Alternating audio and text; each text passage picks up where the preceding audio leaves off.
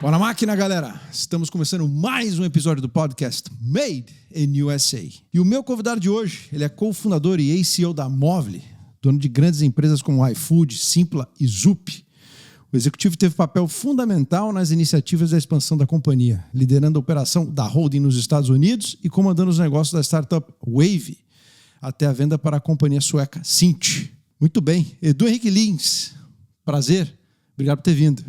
Cara, prazerzão estar com você aqui. Eu já assisti vários episódios aqui do Made in USA, então, é um prazer estar falando com você aqui. Contar essas histórias, não só as histórias boas que saem nos jornais, mas as histórias de perrengue, né? Cara, as histórias de perrengue são as que têm mais sucesso. Então, você ficar contando sua vitória não tem muita graça, Vamos né, ficar umas 6 horas aqui falando de perrengue. Muito bom. Eu e Edu, a gente já teve algumas idas e vindas, era para a gente ter marcado antes, mas ele acabou viajando para a África aí recentemente, e a gente teve que cancelar, voltar. Então agora vocês vão saber também, inclusive, um pouquinho dessa história dele no final do podcast, né? Das novas empreitadas dele. Mas, Edu, conta pra gente, cara. Você tá com quantos anos agora? 4.7. 4.7. Como é que você começou nesse mundo de tech? Assim? Dá uma prévia pra gente aqui, porque é uma história fascinante o que você fez nos últimos... Já vou fazer até um disclaimer que eu comecei... Minha mãe me colocava em aula de computação, né, quando eu ainda estava na escola. E eu aprendi um pouco a programar, mas eu gostava mais de jogar nos computadores, né, do que programar mesmo. E eu acabei entrando Eu passei no vestibular em Ciência da Computação na Unicamp. Então... Depois tem uma parte que acho que eu nem te contei ainda da história, que eu não gostava da ciência da computação, eu não era um bom programador e eu entrei na Unicamp, que na época era a melhor faculdade no ranking lá de faculdades de computação do Brasil. E, cara, os caras da minha classe eram todos gênios. As meninas que estavam lá eram super, super dotadas, assim, as pessoas super inteligentes. Você começou a se sentir limitado. Não, eu me senti super limitado, cara. Então, os caras faziam uns programas todos malucos lá e que funcionavam. Os caras faziam rápido os programas e eu me matava lá. Varava a noite no laboratório da Unicamp para tentar programar, fazer os trabalhos, né, para passar de ano. E até a galera, os meus amigos da faculdade devem tá dando risada das histórias, né, que eles lembram das minhas limitações como programador. Mas começou na Unicamp, só que eu não gostava muito, né? E aí eu prestei vestibular de novo para marketing. Eu queria fazer publicidade na ESPM, em São Paulo, que também era a melhor universidade de publicidade do Brasil na época. Cara, acabou que em 96 eu passei na ESPM. Depois de ficar o ano inteiro em 95 cursando a computação da Unicamp à noite, era noturno o curso. Eu morava em Campinas com os meus pais. E minha mãe falou assim, olha, você passou agora na SPM, se você pegar o desafio de fazer as duas universidades ao mesmo tempo, eu te ajudo a te financiar até o final da faculdade. Só que você tem que fazer as duas ao mesmo tempo. E acho que provavelmente foi a coisa mais importante que a minha mãe fez, assim, na minha criação inteira, né? Porque daí eu aceitei o desafio e aí a minha rotina começava, eu acordava às 4h30 da manhã, meu pai me deixava na rodoviária de Campinas, eu pegava um ônibus, descia no terminal do Tietê, às vezes descia até na estação Carandiru, que era uma estação antes de metrô, antes do Tietê, pegava a linha Norte-Sul até a Ana Rosa, andava da Ana Rosa até a SPM, fazia a universidade lá, faculdade de publicidade, saía, comia um PF ali, um prato feito ali no boteco na frente da SPM, pegava o metrô, pegava o Cometão lá, ou Cometa, ou Cristália, que ia para Campinas, descia na rodoviária de Campinas, pegava o ônibus, ia para minha casa, tirava um cochilo, aí minha mãe era professora. Ela chegava com o carro da escola, eu pegava o carro dela, ia para a Unicamp, comia no bandejão da Unicamp. E aí começava a aula às 7 da noite na Unicamp, terminava 10h40. Eu ia dormir meia-noite para acordar 4h30 da manhã no dia seguinte. Então eu fiz isso em 3 anos. Tá? Daí no último ano da SPM eu tranquei a Unicamp, terminei a SPM, no noturno da SPM, até mudei para São Paulo esse ano. Acabando a SPM, voltei para Campinas e consegui me formar nas duas faculdades. Você tá doido. Então aí começou minha relação com computação. E aí eu tinha, na minha carreira... Eu tinha tanto o lado técnico, que eu não era um excelente técnico, mas eu sabia conversar com as feras.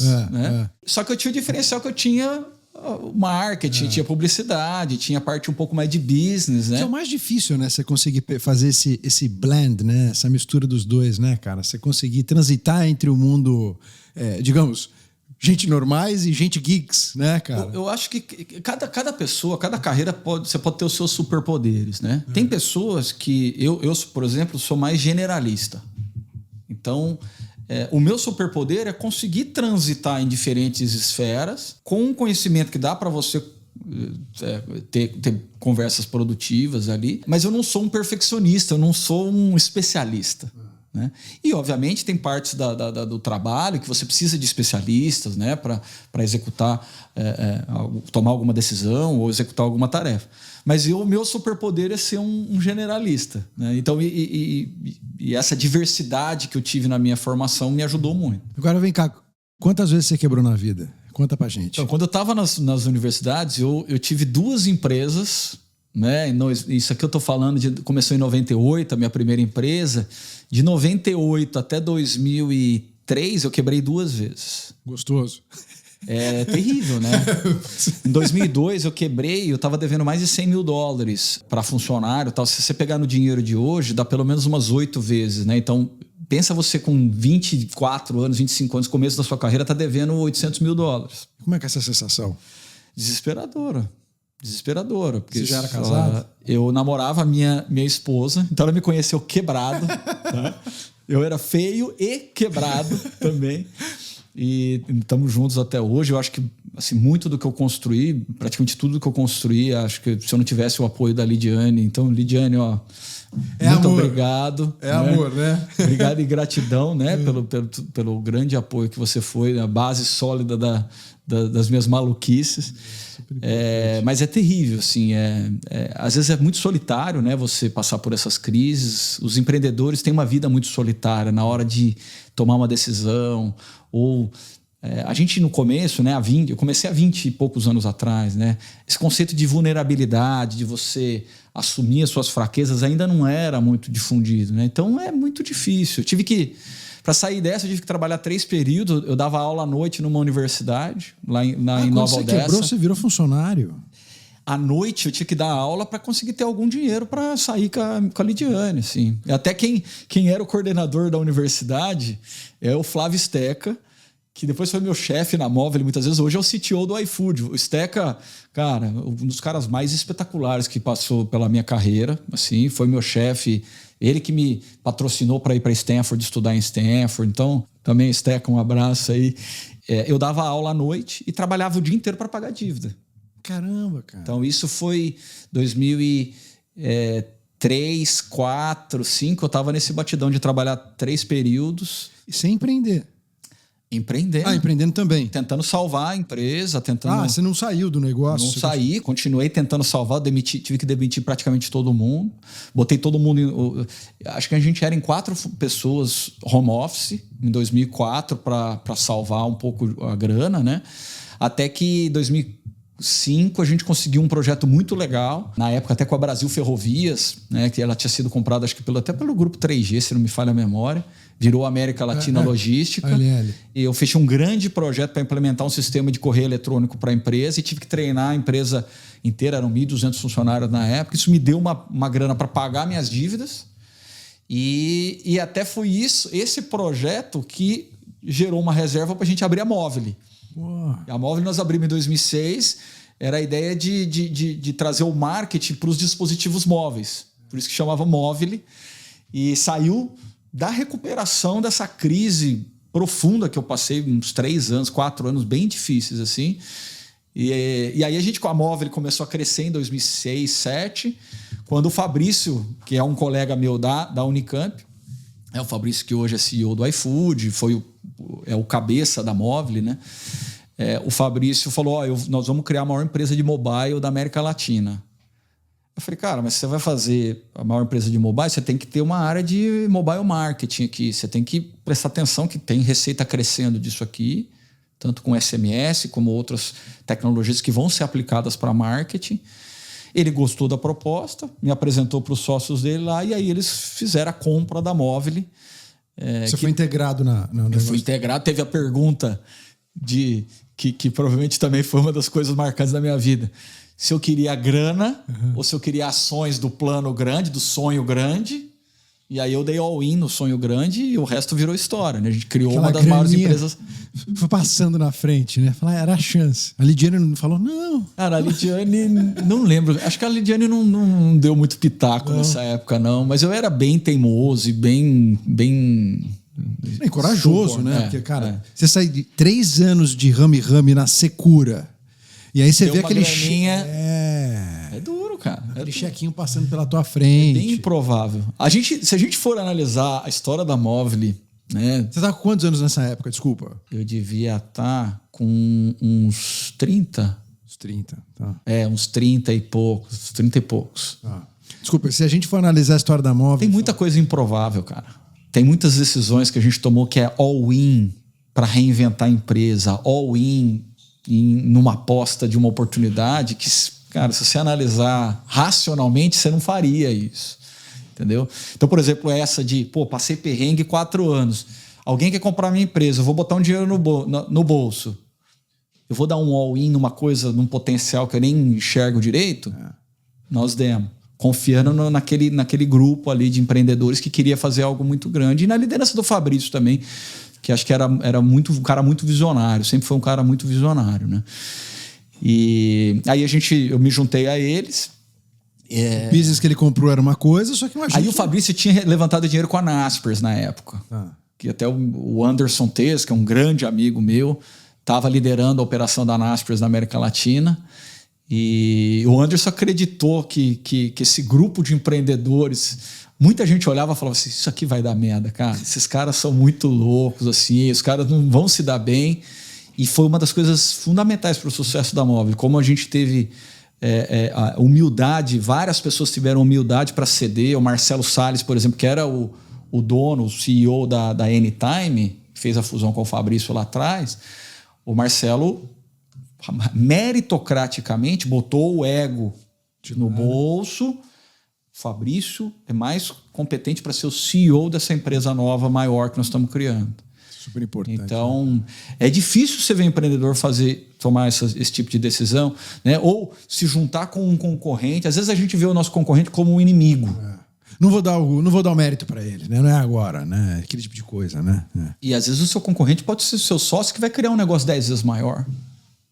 Mas é muito difícil dar esses passos, assim. Sandálias da humildade.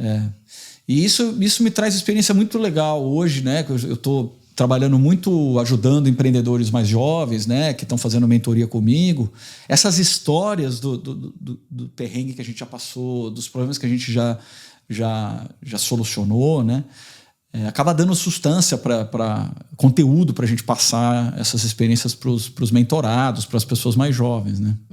Isso é super enriquecedor, né? As cicatrizes deixam marcas, mas eu tô feliz que eu tô conseguindo usá-las para ajudar outras pessoas. Deixa a casca grossa, né? Também, né? Agora, ele comprou um business, a Móvel era um business que se transformou demais também depois da aquisição dele, né? Sim. Sim. Telco, né? Pô, telecomunicação era uma coisa... A gente era uma empresa de telco. Porque quando você começou, o que era o celular? Essa que é a pergunta. Então, eram os celulares antes dos smartphones. Até a galera mais jovem que está assistindo aqui talvez nunca manuseou um Nokia, um Sony Ericsson. A cobrinha, né? O jogo da cobrinha. Exatamente. O analógico. Exatamente. Então, a gente veio dessa época que a gente fazia, né, a Móvel antiga, né? Antes até da minha Móvel ter entrado no grupo, a gente era uma empresa que fazia alerta de texto, de mensagem de texto, com piada, com fofoca da novela, o que ia acontecer na novela, com gol do time de futebol. Saiu o gol lá. Pensa que não tinha internet. Então, saiu um gol do Guarani, eu sou torcedor do Guarani, saiu o Guarani e vendia pra caramba os alertas, porque a multidão que torce pro Guarani precisava saber quanto que estava o jogo do Bugrão. E aí a gente cobrava por esse serviço unitariamente, acho que eram 30 centavos de real para cada alerta recebido desse. Notícias do mercado financeiro, a Bolsa de Valores subiu 2,5%. Recebia um alerta por SMS no celular. Ringtone, né? Quero botar o som da música que eu gosto no meu celular, ou do hino do time de futebol.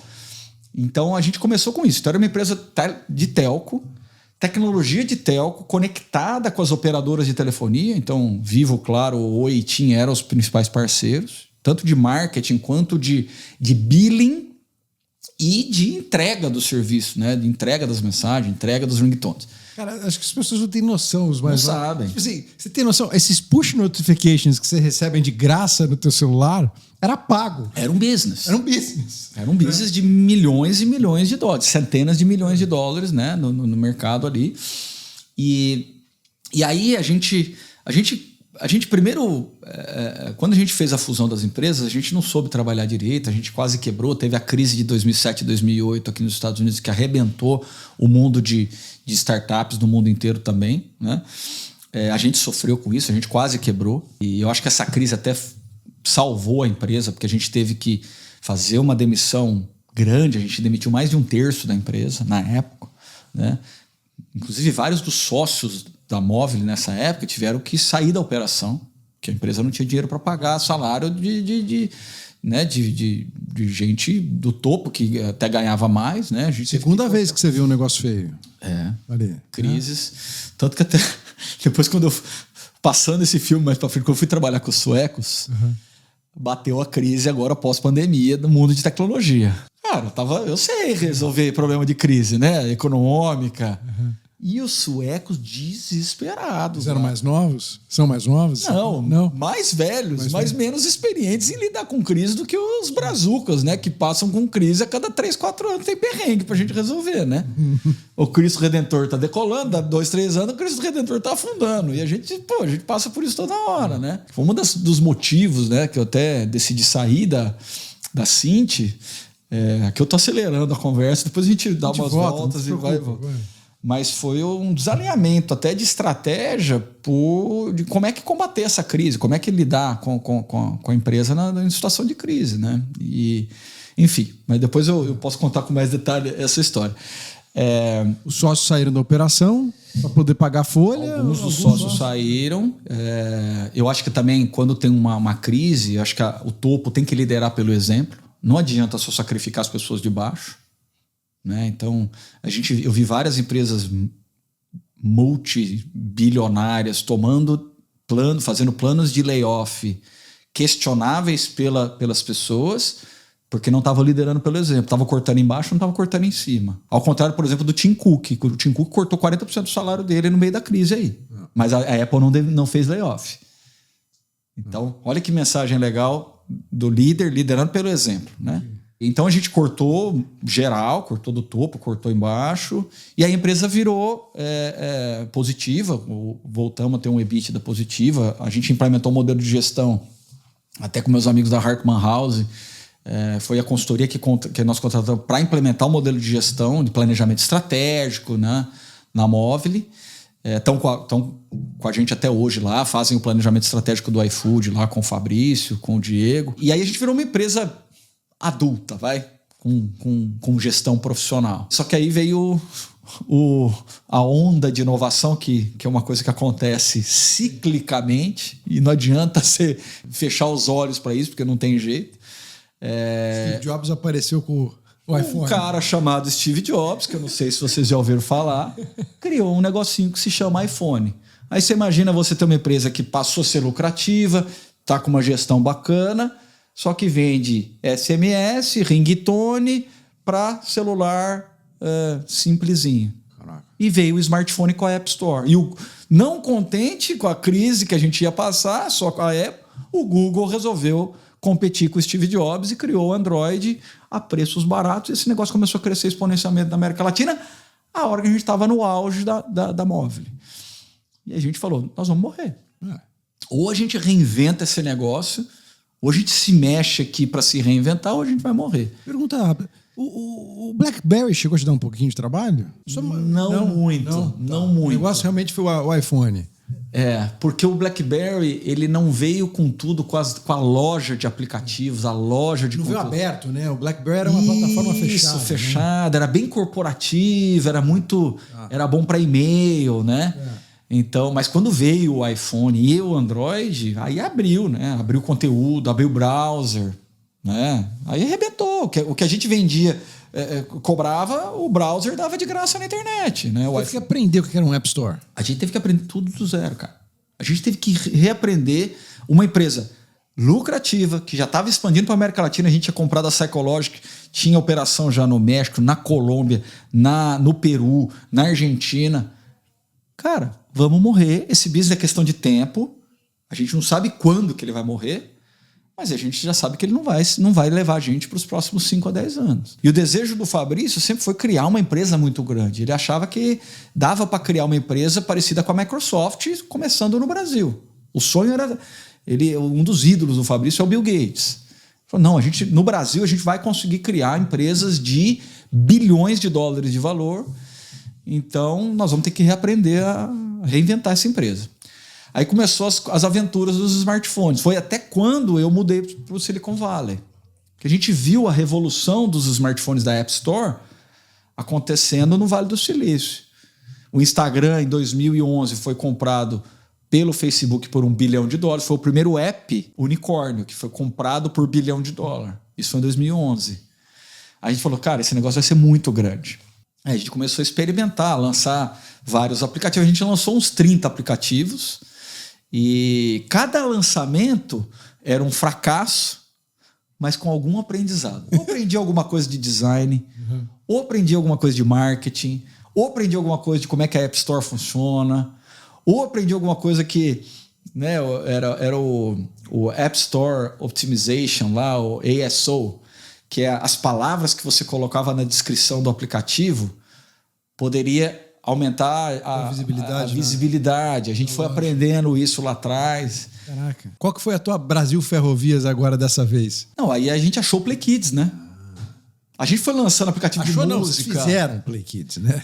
As pessoas acham assim, eles que inventaram o Play Kids, eles são inteligentes pra caceta. Não, gente. É que isso é o que aparece no jornal. A gente errou mais de 30 projetos. Assim. A gente gastou... Vocês gastaram... desculpa, isso. Eu acho que um ano a gente deve ter gasto $1 milhão nesses experimentos. 2011. 2012, 13. 2012. Até que a gente resolveu fazer um experimento com um aplicativo de desenho animado para criança. A ideia era fazer um Netflix para criança com conteúdo curado. Aí explodiu. Aí a gente viu as curvas. Tudo que a gente fazia, a gente sempre foi muito regrado de medir, colocar analytics, medir tudo que a gente estava fazendo, experimentando. A gente foi aprendendo ao longo de 2012 também a errar mais rápido e mais barato. Então, peraí. O que começou com uma empresa de SMS tornou-se, então, uma empresa de entretenimento para criança. Exatamente. Olha que loucura. Móvel com a Play Kids. E as coisas antigas funcionando ainda, tá? Tinha galera que era muito boa, a gente chama do cash call, né? A galera que tava mantendo o negócio antigo tava lá ralando pra caramba. O Paulo Cúrio, que era um puta de um gestor de projeto bom, pão duro pra caramba, controlava os centavos ali. Esse é um tipo de cérebro que você precisa quando você tem um negócio maduro. Só que o Fabrício também teve a habilidade de botar a galera mais prototipadora, a galera que fazia experimentos mais rápido, e eu estava nessa turma de cá, né? Eu, o Andreas, que era um dos nossos sócios. O Andreas é o cara mais criativo que eu vi na minha vida, assim. E aí a gente era a galera do experimento que tinha um budget. Até $1 milhão você pode falar, é muita coisa, mas assim, a Móvel já era uma empresa grande ali na época. Muito, né? Também, né, Edu? Então, agora era um budget restrito para fazer os experimentos e tentar achar o próximo salvador da pátria ali. Só que não é inspiração, cara. 90% é transpiração. É fazer, ter humildade, puta, erramos. O que a gente aprendeu? Vamos de novo, agora não vamos cometer os mesmos erros, vamos aprender, tal. Aí o Play Kids acabou virando, né, o maior app do mundo na categoria Kids da App Store, em receita, não é de downloads, frufru, não. Era Grana. De criança, do mundo. Era na categoria Kids da App Store. Se você for na App Store, tem uma categoria Kids lá. A gente virou o número 1 do mundo. De receita, de grana. De receita, era um modelo de assinatura, parecido com o do Netflix, né? Mães brasileiras pagando. A maioria eram mães brasileiras. Depois como a gente virou essa meio que aberração da App Store, foi a primeira vez que o aplicativo de Kids começou a beliscar o top 10 ranking de receita geral. Do mundo ou do Brasil? No Brasil, a gente chegou. A gente foi top 3 do Brasil. De grana. Caraca. Pensa que eu não lembro quem que era, acho que tinha um game que era Candy Crush, acho que era o número 1, aí tinha, não lembro quem que era o número 2, a gente chegou a ser o número 3 geral do Brasil. Aí a Apple falou: meu Deus do céu, isso é uma aberração. O que esses caras estão fazendo? Aí a Apple ajudou muita gente a ir para outros lugares do mundo. Peraí, antes de você continuar, o que era que mais atraía as mães no Play Kids? No começo, colocar conteúdo curado num lugar único era o que começou a atrair a atenção. Era o sweet spot. Era legal, era legalzinho. E aí a gente também aprendeu muito a fazer focus group e escutar o cliente. Então, quando alguém está na sua empresa e fala: pô, eu tive uma ideia. Cara, a ideia não vale nada. Sua ideia, a ideia do Rafa, minha, do Fabrício, do Steve Jobs, que se dane a ideia. O que vale é você pegar essa ideia rápido, botar na frente do cliente e ver se o cliente acha a sua ideia boa. Se o cliente usa. A gente, até depois, quando a gente foi para o Silicon Valley, que a gente passou a fazer isso com mais maestria. Assim. Então, no Play Kids, a gente trazia muitas as mães, as crianças, para dentro do escritório, para testar as coisas que a gente fazia. E aí a gente viu que uma das coisas que as mães não gostavam é que a criança clicava para assistir o desenho animado e ficava aquela bolinha do loading, aquele carrosselzinho carregando, que é o que tem no YouTube, que é o que tem em qualquer plataforma de streaming. O que a gente fez? Em 48 horas, a galera da engenharia trocou o modelo do Play Kids para ser downloadable, que dá para você baixar no celular. Então as mães baixavam o aplicativo, baixavam aquele conteúdo offline, no celular, e as crianças conseguiam assistir uma baita experiência, né? No dentista, no trânsito, tá dirigindo. Né? Imagina a mãe dirigindo no trânsito, Marginal Pinheiros, aquela confusão, criança gritando, batendo um no outro. Com o Play Kids, pelo menos eles ficavam ali quietos, assistindo, e a experiência para a criança era boa, não ficava buffering. E aí isso também foi um diferencial, uma inovação que a gente aprendeu escutando os clientes, e isso fez o Play Kids, uma das coisas que fez o Play Kids decolar, né? Eram duas empresas, os engenheiros eram da Play Kids ou era da Movile prestando serviço para Play Kids? Como é que Nessa época já tinha a equipe de engenharia da Play Kids. Então a gente fez um spin-off da operação do Play Kids que tinha uma equipe que começou como uma equipe multidisciplinar de inovação, que tinha um designer, dois engenheiros, uma pessoa de business, que era eu. Quando o negócio começou a andar, a gente começou a criar uma estrutura independente. Porque se você fica com uma estrutura muito engessada, presa na matriz ou presa, concorrendo com projetos que já dão dinheiro, não é? Ou já muito maduros, você tem um problema de alocação de recursos, né? Quando você dá umas metas para um time menor, mas com independência, você ganha velocidade. Muito mais. Né? Você ganha velocidade, Mas você chegou a receber aporte de fundo de venture capital, de private equity nessa época? Não. Era aporte da Movile, né? A Naspers, ela fez vários aportes na Movile, na holding da Movile, e aí a gente tinha os planos para A gente foi fazendo spin-offs e foi fazendo business units independentes que viraram, em vários casos, empresas independentes. O Play Kids, depois de um tempo, virou uma empresa independente, tinha uma empresa aqui nos Estados Unidos para as operações do Play Kids fora do mundo. Global, né? Global, tal. No Brasil virou uma empresa com CNPJ diferente. Até depois a gente até fez uma fusão, a gente comprou uma empresa chamada Leiturinha no Brasil, e a Leiturinha fez uma fusão com o CNPJ do Play Kids. E o que é a Leiturinha? Explica pra gente. A Leiturinha era um clube de assinatura, onde as pessoas recebiam em casa, as famílias recebiam uma caixa com livros, né, curados por psicólogos, educadores, e alguns paper toys que a gente chamava, né, aquelas brincadeirinhas de montar, né, o brinquedinho ali com papel, algumas atividades de colorir e tal. E era o mesmo target do Play Kids, famílias, né, com crianças, modelo de assinatura também. Então a gente viu a sinergia, a gente juntou essas duas operações. E até nós deixamos os empreendedores da Leiturinha tocarem um negócio maior. Eu e o Flávio Steca, a gente saiu da operação do Play Kids. O Breno, que era o cara de produto e tecnologia, continuou lá. Mas o Steca, que era o CEO do Play Kids, e eu, que era o Head de Business Development, a gente saiu e entrou os fundadores da Leiturinha para tocar o negócio todo. Né? Mas o conhecimento de Play Kids era pouco, né? Raso, né? Deles, né? Mas a gente deixou o Breno, que era um dos caras de confiança nosso lá, para tocar com eles. Algumas coisas deram certo, outras não deram tão certo, né? Então a gente vai se adaptando o tempo todo, né? E o que você vai fazer dentro da Móvel? O que eu fui fazer? Então, nessa época, a Móvel virou uma holding. E aí já tinha o investimento no iFood. Deixa eu explicar aqui, então. A Móvel virou o equivalente a uma Berkshire Hathaway, então. Exato. É uma holding. Uma holding. Que, inclusive, uma vez a gente estava numas discussões, né? Poxa, se a gente fizer um IPO, vale a pena fazer um IPO? Não vale a pena fazer um IPO? A gente sempre teve essas discussões, né?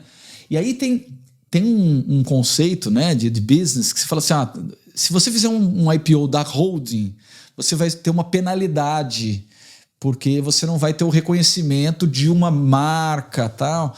Aí o Jorge Paulo Lema, numa das sessões de mentoria com o Fabrício, o Jorge Paulo Lema, ele e o Marcel Telles investiram indiretamente na Móvel pela Innova Capital, que foi sócia da Móvel num determinado período do nosso crescimento, né?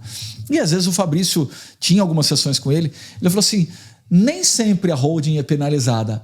Existe um caso onde a holding é o grande push, né, para você valorizar a empresa. Daí, né, até o Fabrício falou, mas Warren Buffett. Né, então, Berkshire é exatamente isso, né? Ela é uma empresa têxtil que tem vários negócios, né? Ela gerencia um portfólio, né? Ela começou como uma empresa têxtil, né? Berkshire, né? E aí depois acabou virando essa holding fantástica. Portfólio de aplicações, de investimentos, né? Mas é uma boa comparação, assim. Quando o Warren Buffett se juntou ao Charlie Munger, né? Que acabou morrendo recentemente. Exatamente. Então aí a gente virou uma holding que tinha iFood, tinha Play Kids. A gente fez um investimento na Simpla, que é uma empresa que ajuda produtores de evento a vender os seus ingressos, né? E vende os ingressos para os fãs. Ticketmaster aqui do Tipo uma Ticketmaster, uma Eventbrite. É mais uma Eventbrite, porque a Simpla pega mais a cauda longa, né? Então são eventos mais... Ela sempre foi muito forte em eventos médios e pequenos. Depois ela foi entrando em eventos maiores. Hoje a Simpla... Compete com uma Time for Fun. Só que nos segmentos mais... em algumas coisas até acho que ela ainda está competindo mesmo com a Ticketmaster, mas o que era muito legal você quer fazer uma feijoada na sua casa no Brasil, você baixa a Simpla e você consegue vender os ingressos ali da sua feijoada na sua casa, né? Então, fazer um evento pequeno, muito simples, montar o evento e vender os ingressos. Aí a gente investiu na Zup, que é meio que o jeito que eu gosto de explicar é meio que uma PayPal do Brasil, né? É uma subadquirente que presta serviços de uma fintech para você implementar o seu checkout ou para você lançar a sua plataforma de pagamento. A Zup tem um modelo white label, né? Que grandes empresas querem lançar serviços financeiros, ela pode usar a Zup para viabilizar isso. A Zup tem o modelo white label. E a gente até fez vários investimentos que não funcionaram bem. A gente investiu na Superplayer, que era uma empresa que concorria com o Spotify, uma empresa brasileira. Nem era um conceito parecido com o do Spotify. A gente investiu no Apontador e na MapLink, né? Durante algum tempo nós fomos sócios deles, não funcionou tão bem, depois a gente vendeu. A gente fez um investimento, acho que a MapLink fez um investimento na Truckpad, que era um Uber para caminhoneiro independente. Então, vários negócios que depois eles acho que seguiram a vida deles, mas sem a Móvel. A Móvel se desfez dos negócios, né? Às vezes a gente fala muito do que deu certo. A Móvel é dona do iFood. Mas para sair um iFood ou sair um Play Kids, muita coisa morreu ao longo do caminho. Acabou ficando pelo caminho ou não foi tão bem sucedida, né? Então, é isso. Nessa parte da história, a gente virou uma holding e aí eu fui. Desculpa, e a Naspers bancava essas empreitadas? A Naspers bancava porque a gente entregava resultado, né, Rafa? Sim. Acho que a Naspers, a gente sempre teve uma relação boa, né? Eles sempre foram investidores fiéis às nossas ideias porque a gente entregava resultado. Mas ele foi... A Naspers é o grande alavancador da Móvel, né? Sem dúvida. Acho que duas coisas. A capacidade do modelo de gestão e cultura da Móvel, de foco em resultado, foco nas pessoas, foco em inovação, a capacidade que a gente sempre mostrou de reinventar a empresa, mesmo diante de várias crises. A gente tem um padrão de reinventar negócios incrível, né? E aí isso aí acabou virando a cultura da empresa. Com né, a relação de confiança com a Naspers. Né? Então, é um banco, né? Que, tipo, acabou virando o grande financiador desses projetos e também acabou financeiramente virou muito, muito beneficiado disso. Né? A origem da Naspers é sul-africana. Eles eram uma grande empresa de mídia sul-africana. Até o que mudou a história da Naspers foi o investimento que eles fizeram na Tencent, lá na China, que é a dona do WeChat, né? É uma das maiores empresas de internet da China. Cara, mas existe tanto tempo assim a Tencent? Sim, sim. A Naspers, ela fez um dos maiores investimentos de venture capital da história foi a Naspers na Tencent. Né? Eu não lembro agora os valores, acho que eles botaram $45 milhões por 51% da Tencent, um negócio assim. Uhum. E hoje a Tencent é uma empresa de, não lembro, $300 bilhões hoje. Eles ainda têm 20%. Eles se desfizeram de uma parte das ações da Tencent. Sul-africanos. Uma empresa era tipo a editora Abril mais a Globo da África do Sul. E virou um dos maiores conglomerados de internet do mundo. Né? Tanto que agora todo o braço de internet foram muito maior do que o business antigo deles. Obviamente, uma parte grande do valor é ainda a Tencent. Mas agora a própria Movile, né, eles têm uma parte enorme da Movile, eles têm mais de 90% da Movile, se não me falha a memória. Eu acho que o último valuation, né, da Movile que foi divulgado, se não me engano, acho que era $6 bilhões. Né? Então também foi um investimento grande deles várias vezes o dinheiro. Várias vezes o que eles aportaram. Eles aportaram muito dinheiro, mas de novo, agora eles têm um business de food delivery. Eles entraram em food delivery porque a Movile ensinou eles que food delivery era um negócio grande. Né? Hoje eles têm Delivery Hero, se não me engano. Eles têm participação em várias empresas de delivery de comida no mundo. E eles são os majoritários na Movile, que tem 100% do iFood. Né? O que te trouxe para os Estados Unidos no meio dessa confusão toda aí? A questão do smartphone, né? Eu fui para o Silicon Valley em 2012. Antes da Play Kids. Antes da Play Kids. A gente viu, tá acontecendo esse negócio de App Store. Aí você ficou na Califórnia, veio para a Flórida, como é que foi isso? Fiquei na Califórnia, eu fiquei primeiro em Mountain View, depois eu me mudei para São José e fiquei de 2012 a 2017 lá no Silicon Valley. Né? Então, hoje eu tenho um baita networking lá, eu tenho muitos amigos lá no Silicon Valley, a gente praticamente conheceu todos os venture capitalists do Silicon Valley. A gente tomou não deles, né? Eles achavam que a gente era muito confuso. Uhum. Olha que curioso, eles achavam que a Movile, eles passaram, eles falaram, não, vocês têm números legais, mas vocês são muito confusos, assim. Tem muita coisa aqui dentro. Mas a Berkshire, cara, também tem. Eu sou o mas próximo homem. É muito interessante, né? Quando você vai levantar dinheiro, você tem que entender muito bem com quem você vai se associar. Né? E as empresas de venture capital, primeiro que eles são empreendedores também, e eles têm as teses deles. Tem venture capitalist que tem o talento ou o conhecimento de agregar valor para empresa early stage, que está começando. Tem já venture capitalist que entende melhor de cheques maiores. Tem empresas private equity, que já estão numa empresa num outro nível de maturidade. Né? E o Silicon Valley tem as teses deles lá. Então tem que ter uma empresa, né, quando vai para lá, tem que estar com apetite para expandir para o mercado americano, tem que ter um plano sólido para expandir para o mercado americano, tem que resolver um problema que vai criar uma empresa de $1 bilhão, né, que vai dominar um segmento. Então tem a tese do Silicon Valley, que não era uma tese que cabia com o perfil da Movile, né? E por outro lado, a Naspers apostou na gente lá atrás, a própria Innova Capital, ela entendeu que, cara, aquela cultura daquela empresa é capaz de fazer coisas extraordinárias, né? Apostou provavelmente nos empreendedores, né? E que papel que você tinha quando você estava lá em São José e em Mountain View? Toda essa minha mudança para o Silicon Valley, eu estava no time de inovação, que fazia os experimentos. E quando saiu o Play Kids, eu fiquei bem focado no Play Kids até 2017. Fazendo expansão global business development. Então eu cuidava de marketing. Então eu lembro que eu cheguei a cuidar do budget de $1 milhão por mês de comprar ads no Facebook e no Google. Só para Play Kids, né? $1 milhão por mês. Eu era a maior conta de mobile do Facebook para a América Latina. Né? Então a gente aprendeu muito. O iFood aprendeu muito com essa aventura do Play Kids. Porque apesar da gente ter as estruturas por business unit, a gente trocava muita ideia, né? Tá funcionando isso. Faz lá, tal. Então a gente começou a criar um ecossistema que se ajudava ali. Que legal. Que depois até o iFood ajudou muito a Wave com as coisas de WhatsApp. Foi muito legal, assim. Tem um lado bom da confusão, né? Claro, claro. Se você tem inteligência para entender o que tem que ficar ágil e separado e o que se pode trocar de experiência para um ajudar o outro, pô, aí funciona, né? E aí, em 2017... eu e o Stack, a gente saiu da Play Kids e a gente voltou para a holding, porque a holding já estava demandando uma senioridade para ver sinergia entre as empresas, né? Então eu virei um coringa de BizDev para toda a holding. Então eu ajudei o iFood a comprar uma empresa de logística no México, eu ajudei umas questões de gestão na Simpla, lá em Belo Horizonte.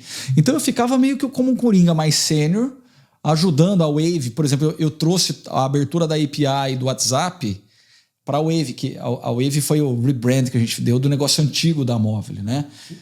Das raízes, né? Exato, foi da onde a gente começou tudo. Então, o negócio continuou dando lucro e sustentável por um bom tempo, né?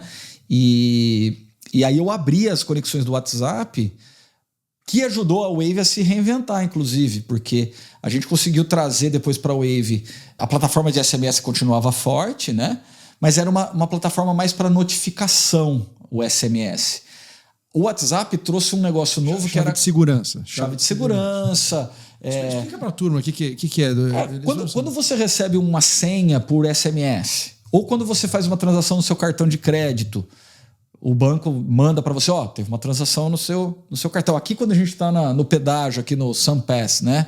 Que é o Sem Parar do Brasil, quando você faz quando o seu saldo acaba no SunPass, vem um SMS falando, recarregamos a sua wallet do SunPass. Então a Wave fazia essas APIs, né, para as grandes empresas, para usar o SMS como uma ferramenta. Mas normalmente era um caso de uso de notificação. Era one way. O WhatsApp é conversacional. Então quando a gente abriu as APIs do WhatsApp, né, a Wave foi a primeira empresa do mundo a ser a parceira da API do WhatsApp corporativo.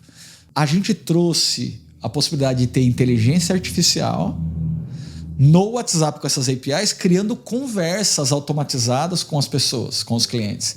E não só one-way notification, não só a notificação. Isso abriu um leque de oportunidade para a Wave, que foi inclusive que chamou a atenção dos suecos para a gente depois vender a empresa para eles, né? 23 anos depois, sei lá quantos, né? Que a gente criou o negócio lá atrás, né? Mas aí, assim, eu virei um BizDev para a holding e em algum momento surgiu a necessidade da gente ter um CEO novo para a Wave. Justamente para ter uma agenda mais inovadora, né, para fazer uma reestruturação lá, que tinha que matar alguns negócios que a Wave ainda tinha legado lá, que ainda estava dando muita distração. E aí eu já estava em Miami, eu assumi como CEO da Wave, e aí eu montei essa agenda de inovação, a receita de inovação do WhatsApp começou a crescer exponencialmente na Wave, e eu comecei a montar uma estratégia de fusão ou aquisição. Eu falei com, sei lá, mais de 30 empresas na época, alguns menores, né, que estavam mais focadas nas coisas de inteligência artificial ou de WhatsApp. E eu falei com os grandes mundiais.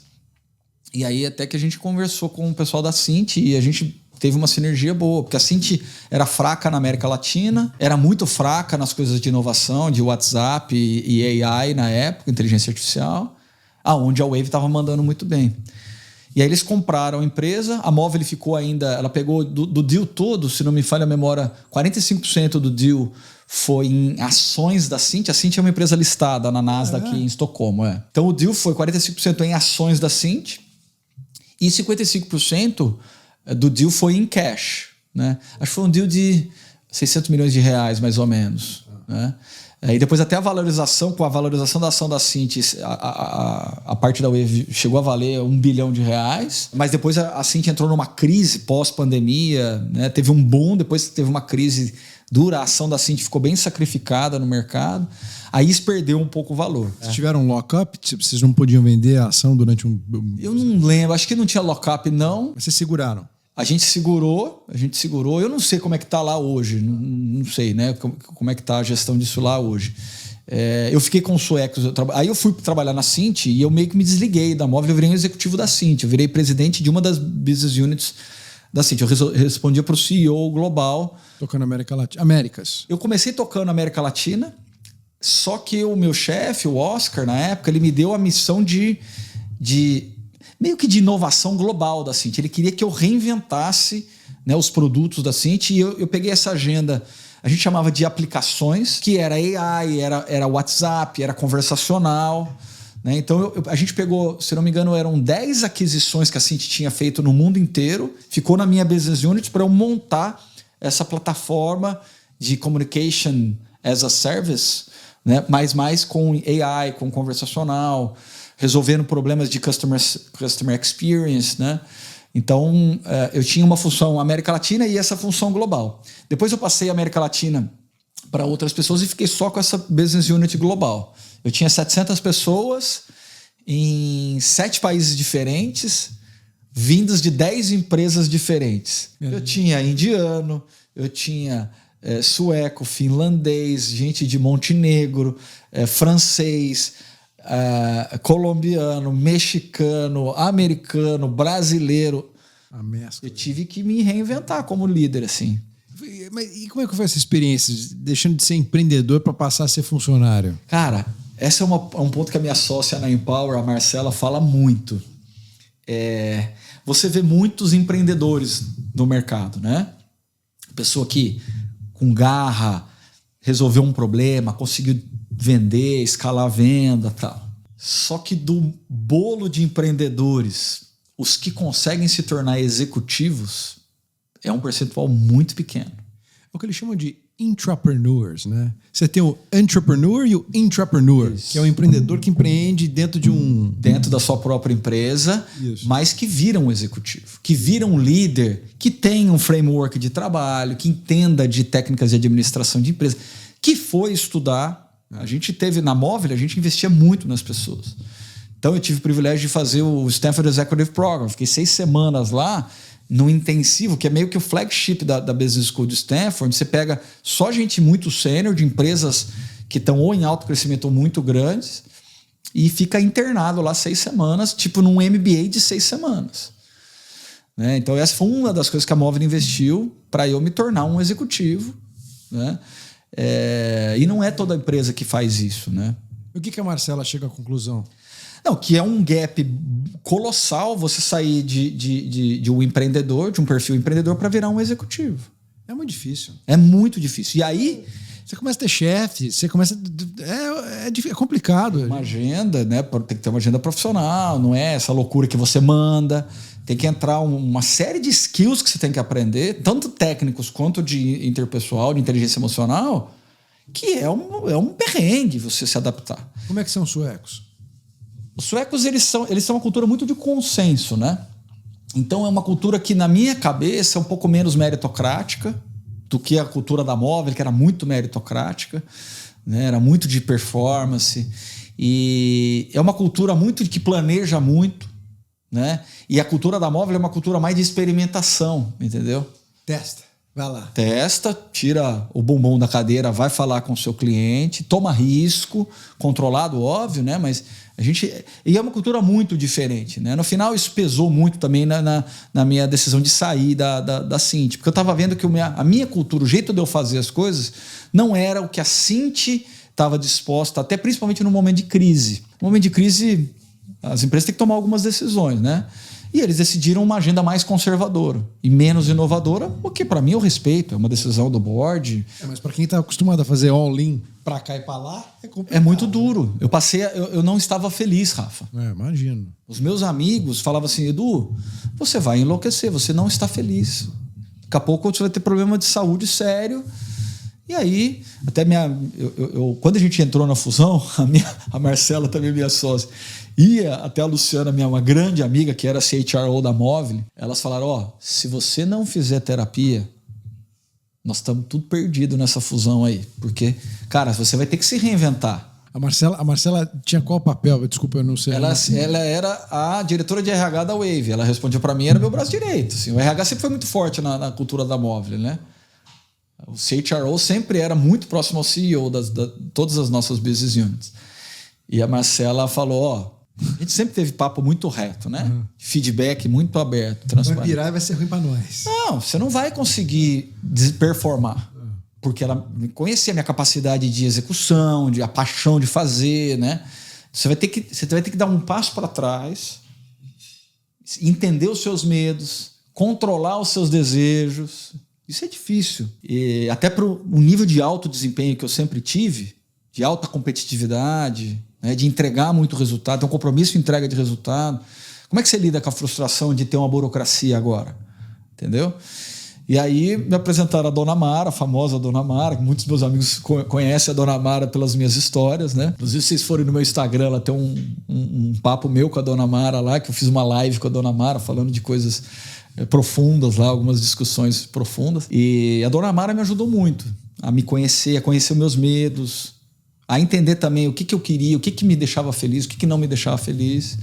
E aí, depois de muita reflexão, falei, eu preciso parar, vou me aposentar, vou pedir demissão aqui da minha situação na Cint. Você estava com quantos anos, Edu? Eu estava com 45. Dizem que tem a crise dos 45, né? Dos 40, né? Alguns têm um pouquinho antes dos 40. Mas eu acho que nem foi uma crise muito grande, não, cara. Foi mais uma página que eu tinha que virar e ela me ajudou a virar. E aí entrei num sabático mesmo. Eu fui para a Copa do Mundo do Catar com meus amigos. Eu fiz o Caminho de Santiago de Compostela, que foi uma experiência maravilhosa, assim, transformadora, emocionante, de autoconhecimento, de conexão com Deus. Espetacular, assim. Mas se você for cristão, né? E é mais... Então, não necessariamente. Muita gente me pergunta isso, se o Caminho de Santiago é uma questão só para quem acredita em Deus. Não. É um encontro com você mesmo, um encontro com o mundo, com o universo, né? Encontro com pessoas muito espetaculares, com histórias de vida espetaculares, assim, buscando alguma resposta. Então você encontra com muita gente. Eu falo que... 700 quilômetros? 700? Eu andei 700, cara. Eu dei uma roubadinha de 60 quilômetros. Porque eu saí de Pamplona. No meio do caminho, 2 amigos meus se juntaram a mim, né? Eu fiquei uma semana sozinho, depois o Eduardo Tuller, que fez o Unicamp também comigo, se juntou. O Eduardo até foi um cara muito inteligente, cara. Foi CEO da Cato, aquela empresa de currículos lá. Sim, foi muito tempo CEO da Cato.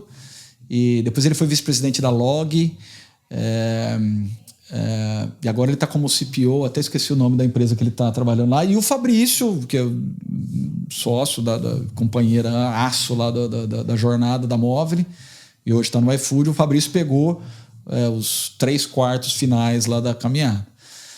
Mas aí, por conta o Eduardo tinha um deadline para chegar em Santiago, aí eu encurtei ali, eu saí de Pamplona, mas são 700 quilômetros, 28 dias andando média de 25,5 por dia. Até não aconselho andar tudo isso. Eu aconselho fazer mais dias e andar uns 20, 22 por dia de média. A Empower surgiu ali?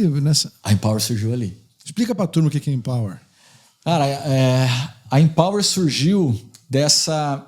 No Caminho de Santiago, eu vi que eu precisava de 2 coisas. Eu precisava give back para o ecossistema que eu fazia parte. Porque toda essa jornada que eu estou contando para vocês, tem milhares de histórias no meio disso aí que eu não estou conseguindo. A gente não consegue resumir em 1 hora aqui, né? Mas eu entendi que eu precisava pegar esses dons que Deus me deu e dessa jornada que eu aprendi, essa experiência, e passar isso para empreendedores. E aí surgiu a Empower. Quando eu voltei, né, o Calex e a Marcela, meus amigos, falaram, cara, a gente precisa montar uma escola para empreendedores e para líderes, não só para empreendedores, mas para líderes que usem essa nossa experiência, né, principalmente a sua experiência. Dos 3, né, também. Dos 3. A gente é super complementar, porque a Marcela é fera em RH, people, né, liderança. O Calex é fera em marketing, branding. E eu falo até, eu sou daltônico, eu não entendo, às vezes eu vejo as cores, para mim é um problema. Eu vim de preto hoje para não ter problema de cor. Mas o Calex tem uma visão, um olhar, um cuidado com criação de marca, completamente complementar a mim. Eu sou um zero à esquerda, né? Em várias coisas que o Calex é excelente, né? Por exemplo, essa pegada de startup, também o Calex não tem. O Calex é um cara que, apesar dele ter tido startup, ele se aventurou como... Foram tantas quantas você. Não tem tanta experiência na criação de vários negócios. Eu criei muitas coisas do zero, né? Que viraram coisas grandes. Então a gente se complementa muito. Então a Empower foi o lado de dar de volta para o ecossistema todo esse meu aprendizado, essa minha experiência. É uma escola para líderes.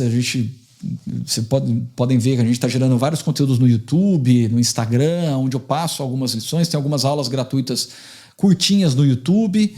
A gente tem um produto principal que é uma mentoria que a gente dá de 3 meses. São 18 módulos em grupo. Né, é uma classe que entra toda terça-feira às 19 horas. Hoje até nós estamos gravando aqui numa terça-feira, né? Você pode estar assistindo outro dia aí, mas nós estamos gravando numa terça-feira aqui.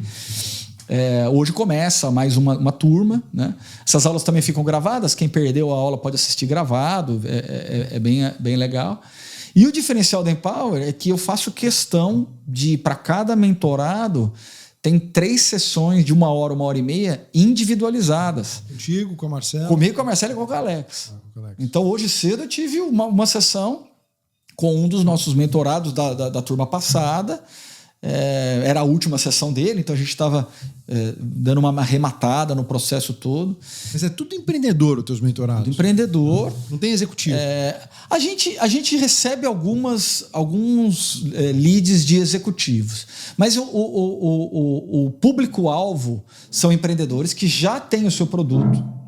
A gente não é bom para quem está criando a startup, criando o produto, não é bom. A gente é quem já tem product market fit, já provou que vende e está precisando escalar. Então, uma empresa que, sei lá, fatura pelo menos 1 milhão por ano, que já está vendendo e quer crescer. Precisa estruturar time, precisa estruturar uma estratégia de expansão, às vezes quer estruturar uma estratégia de M&A para crescer mais rápido por M&A, às vezes precisa de uma expansão internacional, né? Então, quem está faturando de 1 a 20, 30 milhões e quer crescer o valor da empresa 10 vezes. Edu, esse é um business que vai contra, né, a tua história, né? Porque você sempre escalou muito business. Esse business não é escalonável, né, cara? Ele é um business muito customizado, não? Mas agora, então, eu vou contar outra parte do Caminho de Santiago. Então né? Tá. Vamos lá. Esse business, ele tá dentro de uma máquina de fazer o bem. Tá. Então, na minha cabeça, uma das outras coisas que eu voltei convicto de Santiago é que eu precisava give back para a sociedade também. E aí, eu rebobinei a fita e peguei um dos meus mentores lá do Silicon Valley, que é um cara brilhante, é o Nelson Matos. O Nelson foi o executivo brasileiro que chegou mais alto na hierarquia do Google de todos os tempos. O Nelson estava a um nível do Larry Page. O chefe do Nelson respondia para o Larry Page, CEO do Google.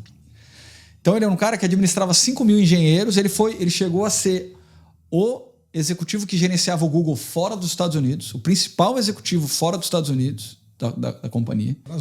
Brazuca de Porto Alegre, que se mudou para fazer mestrado na Alemanha.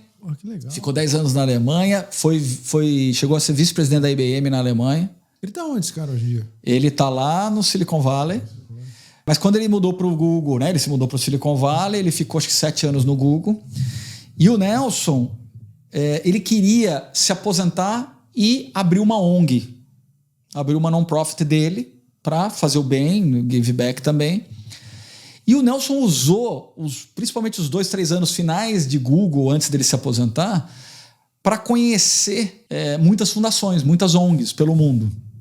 Ele cuidava de várias iniciativas do Google para non-profits também. Ele cuidava do Google, toda a parte cultural do Google.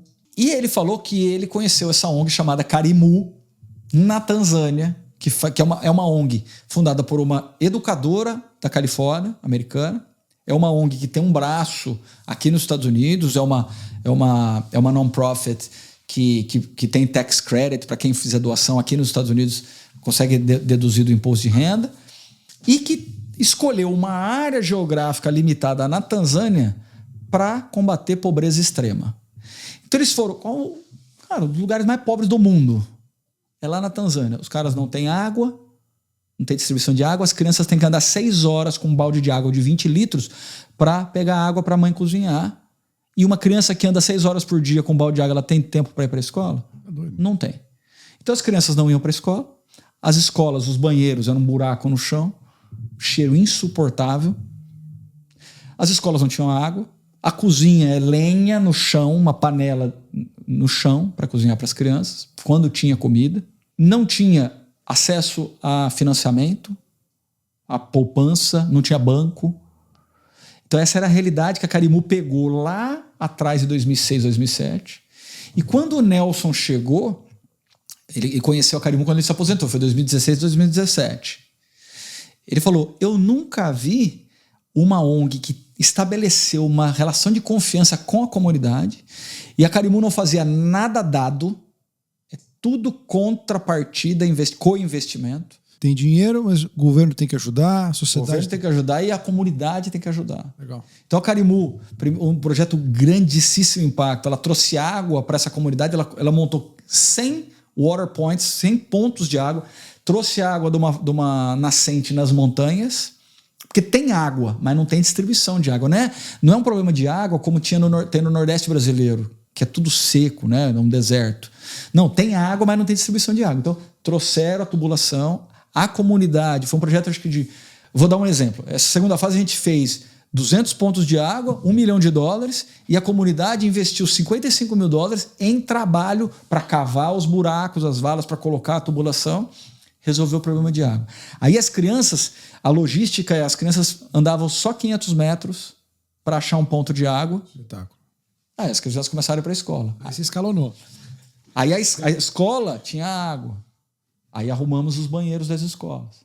Quando você arruma água, banheiro, cozinha e a sala de aula, a escola vira o melhor lugar da vila. Pensa numa vila de 15 mil pessoas, tudo agricultura de subsistência, onde a escola vira o ponto de esperança de uma vida melhor. Tudo com contrapartida. Muito bacana.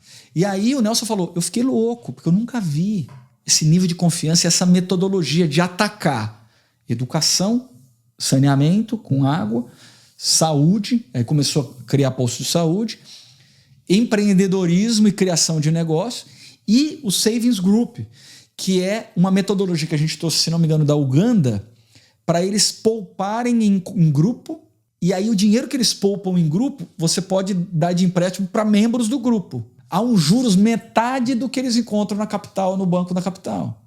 Então você começou a fazer eles pouparem, geração de renda com empreendedorismo e os programas de novos negócios, de criação de galinha, criação de baunilha, green beans, né, vagem.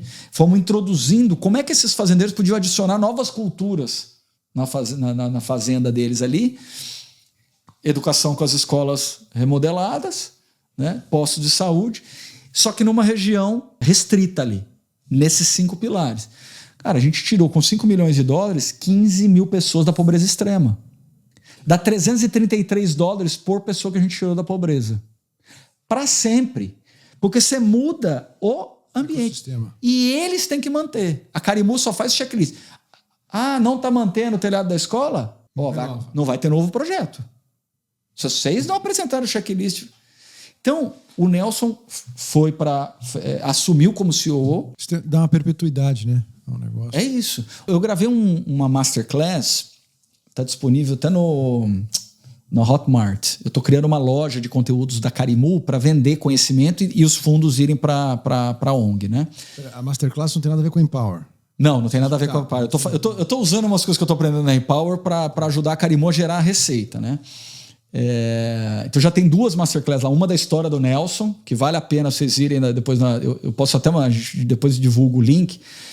Tem a história da carreira do Nelson, que é espetacular. Eu subi ontem na Hotmart. E tem uma palestra minha, por que as ONGs falham? Muitas das ONGs são muito bem intencionadas para atacar o problema de hoje. Só que esquecem que 80% do esforço é a manutenção daquele projeto. E a perpetuação disso de uma maneira autossuficiente. Então, as ONGs erram miseravelmente. Na África é um desastre a atuação de ONG, porque não gastam o devido tempo planejando como é que esse negócio vai se manter. Voltando na história, eu voltei do Caminho de Santiago e marquei uma viagem com o Nelson para Tanzânia, numa missão humanitária. E aí eu fiquei louco, cara. Eu fiquei apaixonado pelo que eu vi lá, a gratidão dessas pessoas. 95% do dinheiro da Carimu vai direto para os projetos. Então ela só gasta 5% com funcionário lá na Tanzânia. Todo o resto é voluntário. Ganha zero. O Nelson ganha zero. Na verdade, o Nelson, a gente está pagando para trabalhar lá. Paga a passagem para a Tanzânia do nosso bolso. Eu faço doação. Eu financiei o programa de empreendedorismo agora em 2024 lá da Carimu, da Tanzânia. Então, e aí o que eu fiz? Voltando na conexão com a Empower. Metade dos ganhos que eu tô tendo com a Empower, eu tô doando para a Carimu. Então, de todas as mentorias, de tudo que você assiste de conteúdo na Empower, das Masterclass, da mentoria, metade do que eu ganho, os meus sócios, eles têm a vida deles. Mas o que vem para mim, metade eu dou para a Carimu. E eu tô criando um fluxo de fazer o bem. Muito legal. Então, eu tô ajudando um empreendedor que eu faço de tudo para que o negócio dele receba a minha experiência e tal. E metade vai para Carimu. Você falou assim, mas esse negócio não é escalável. O interesse aqui é criar uma máquina de fazer o bem, não fazer um IPO de uma empresa de educação. Legal. Entendeu? E, para mim, fazer bem feito, ter certeza que eu estou agregando na vida do empreendedor, para esse empreendedor, inclusive, virar um evangelista da Carimu, o que já está acontecendo, vários dos meus mentorados estão fazendo doações para a Carimu.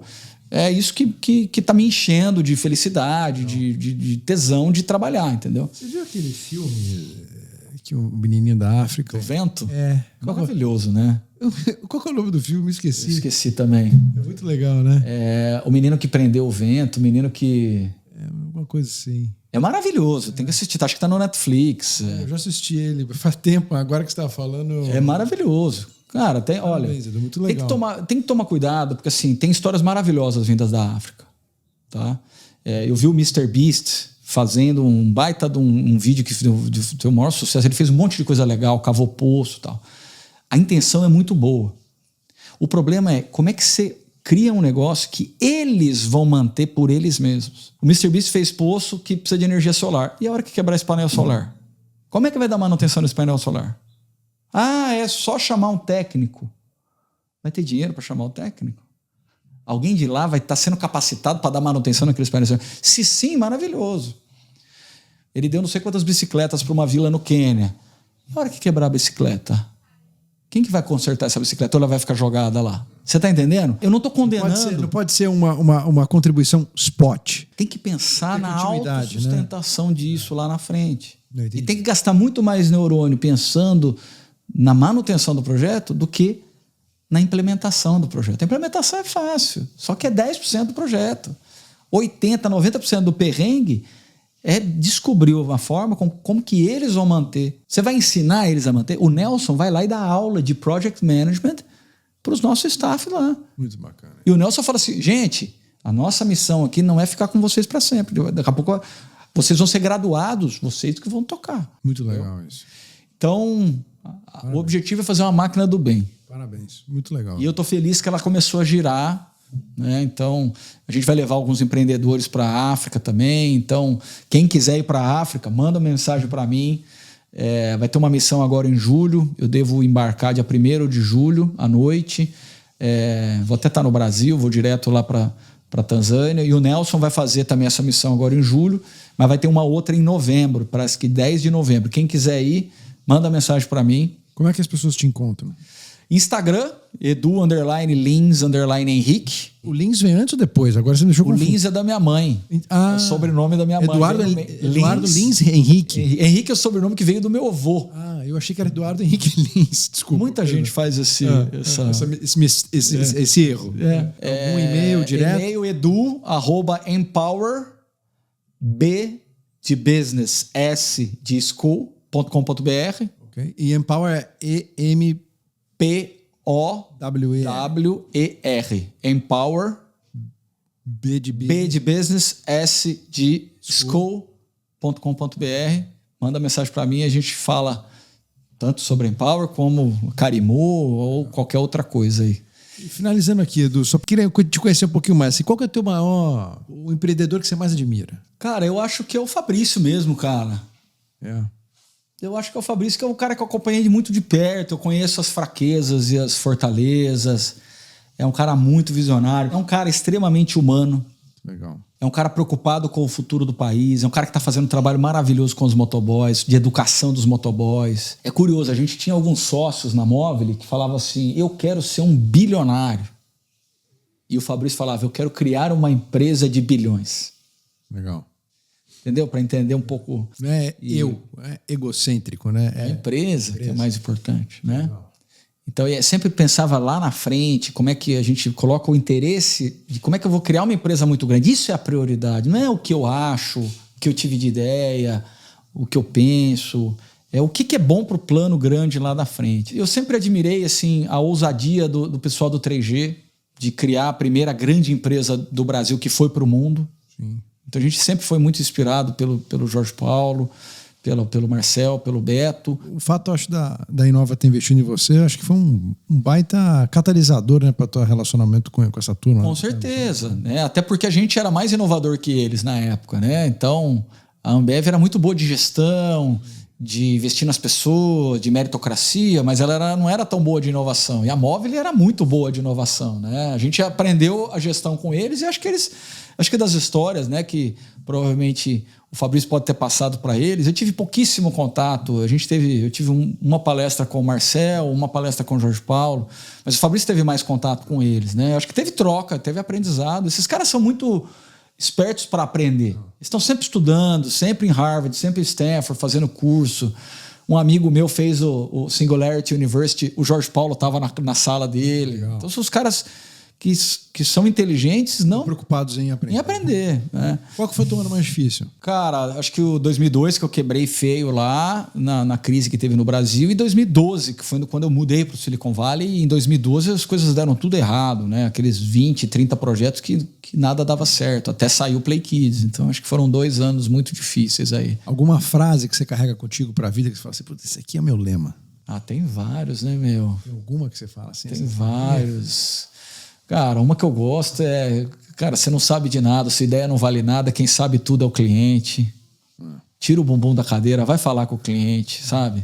Esse tipo de coisa que eu gosto, assim. Fail fast, learn fast, que veio do Silicon Valley, da metodologia Lean Startup, né? R rápido e R barato. Quanto mais você errar e aprender com os... Isso eu falo para os meus filhos. Outro dia o meu filho aprontou um negócio lá na escola. E aí, putz, fica chato, foi pra diretoria, né? Eu chamei ele e falei assim, cara, o que você aprendeu com esse negócio aí? Não, pô, me explodi muito rápido, eu devia ter me controlado melhor. Legal, aprendeu? Vai repetir o erro? Não, aprendi, pô. E o cara até foi legal, ele tem 9 anos, ele tem um self-awareness muito legal, assim, ele sabe quando ele faz bobagem, sim. Então, pô, errou. Aprendeu com o erro, tá beleza. Ferramenta de aprendizado, né? O erro tem que ser uma ferramenta de aprendizado. Du, obrigado por ter vindo. Boa, foi um prazer, né? Conversa boa. Vamos ver se depois a gente traz aqui o Calex e a Marcela também. A gente faz um four-way aqui. Deixa a gente dar um aprendizado, mais coisas darem errado na Empower, pra gente trazer mais lições de como corrigir. Muita coisa aprendi aqui. Boa, e espero que tenha inspirado vocês aí. Quem quiser falar comigo, manda mensagem mesmo no Instagram lá, que a gente tá disponível. Uma das coisas que eu tô muito feliz, que me faz bem, é esse give back, é trocar ideia. Às vezes uma palavra minha, uma opinião minha, e eu não sei tudo, tá? Mas posso contar só uma bobagem que eu fiz para provar que eu não sou o expert da sabedoria. Quando eu estava no Silicon Valley, muitos brasileiros iam bater na minha porta lá. A gente já estava a Móvel fazendo um bom sucesso lá, o Play Kids já estava super bem, o iFood estava crescendo. Eu recebi 2 garotos lá. Eles falaram que tinham vendido uma empresa de fintech, uma fintech lá no Brasil, e eles tinham um plano que eles queriam abrir uma empresa nos Estados Unidos. Mas eles tinham sido aprovados também para fazer faculdade em Stanford, em computação. Aí eu olhei, os caras falaram, não, a gente quer dar crédito para startup, aqui a gente quer dar cartão de crédito para startup. Eu falei, cara, esquece isso aí, cara. Você sabe como é que funciona aqui nos Estados Unidos? Tem credit score, ninguém vai dar crédito para vocês. Você tá louco, dar crédito para startup. Esquece essa ideia é uma merda. Esquece. Você tá falando do bem? Da Brex. Da Brex, Falei, vai fazer Stanford, vai estudar, galera. Henrique do Brugar, né? Do Bugrá. Então, esses caras bateram na minha porta querendo o investimento da Móvel, querendo... Você não botou? Eu falei, cara, essa ideia é uma porcaria. Os caras valem dezenas de bilhão de dólares hoje. Então, cuidado com o que eu tô falando. Eu já cometi vários erros na minha vida, eu tô abrindo um deles aqui. Talvez seja o maior, né, de avaliação, o que me ensina muita coisa. Né? Opinião todo mundo tem, ideia todo mundo tem. Mas não é só para startup, né, a Brex, né? Não, agora os caras expandiram, eles viraram um monstro. Né? Que agora viraram um monstro. Viraram uma das maiores fintechs dos Estados Unidos. Assim. Seja humilde. Né? Seja humilde. Eu falo para os meus mentorados, não tem bala de prata, não vou resolver todos os seus problemas, eu vou te contar algumas experiências que eu passei. Mas nem todas vão... Eu não estou certo sobre tudo. Né? Exato. Você tem que ter humildade pra dizer. O Silicon Valley Bank era isso, né? Tipo assim, o Silicon Valley Bank, ele era um banco... Para startups, né? É que não era só startup, era um banco para empresas de tecnologia. Isso. Que depois virou mais... Mas eles ajudavam, eles tinham várias linhas para startup e tal. Mas eles eram... O forte deles era funding para empresas já estabelecidas de tecnologia. Quais são os fundadores da Brex? É o do Bugrá, né? Eu esqueci. Henrique do Bugrá, alguma coisa assim? Era o Henrique, eu não lembro o nome dos meninos agora. Os caras brilhantes, inclusive, super inteligentes e... Passam alguns bilhões na tua frente. Passou no meu nariz aqui, ó. Dezenas de bilhão. Acontece. Obrigado, Edu, por ter vindo. Valeu. Essa foi uma boa chave de encerramento aqui. Valeu, cara. Obrigado. Turma, estamos encerrando mais um episódio do Made in USA Podcast. Recebi aqui Edu, Lins, Henrique. Vamos ver se a gente recebe o Calex e a Marcela Martins aqui da próxima vez também. Boa, vamos nessa. Valeu, turma. Tchau.